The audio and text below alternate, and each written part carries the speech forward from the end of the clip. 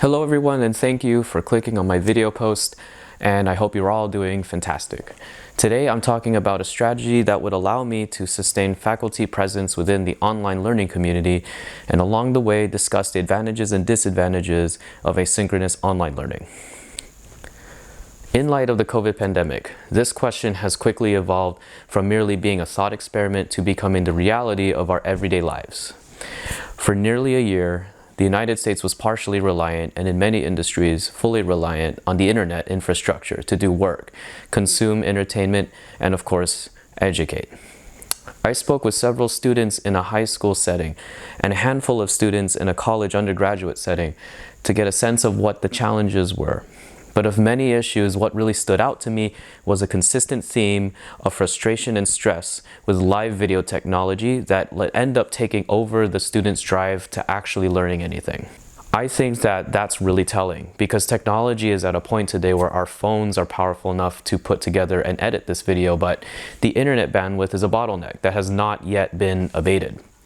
There are steps to improving internet speed, yet those have not been meaningfully felt by these young college students, and the conversation around internet access is still a palpable problem that many people in the United States have to contend with. I think this brings me to an important positive for asynchronous learning. In asynchronous learning, a self-directed student no longer deals with glitchy live video that cannot really replicate the discourse of a live classroom. Live classroom discourse looks different to different people, but for many, Zoom really doesn't cut the mustard. So in my research to answering the question of a strategy to making an online presence for nursing faculty, I took to EBSCOhost to gauge the attitude of the nursing profession towards online learning prior to the COVID pandemic, right up to its start in 2019. I looked at a paper by Riley Kramer entitled Online Learning and the Human Energy Field. It was written from the perspective of an asynchronous online teacher. She starts with a stream of consciousness to help capture what online teaching feels like, practically speaking. She describes a feeling of discontent, satisfaction, something incomplete for me. She felt less satisfaction teaching online and could not figure out the reason. The bulk of the rest of her paper is her trying to figure out this reason through Rogers' Science of Unitary Human Beings theory, a nursing grand theory which basically states that people have energy fields that are felt when people are face-to-face.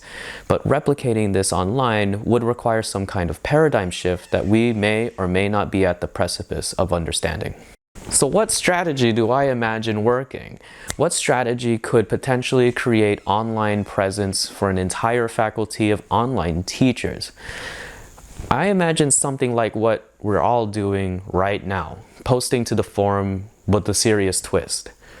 What I am doing amounts to essentially an op-ed, talking head that could be edited for flow. But what makes presence is knowing the recording was made specifically for you, for this very module.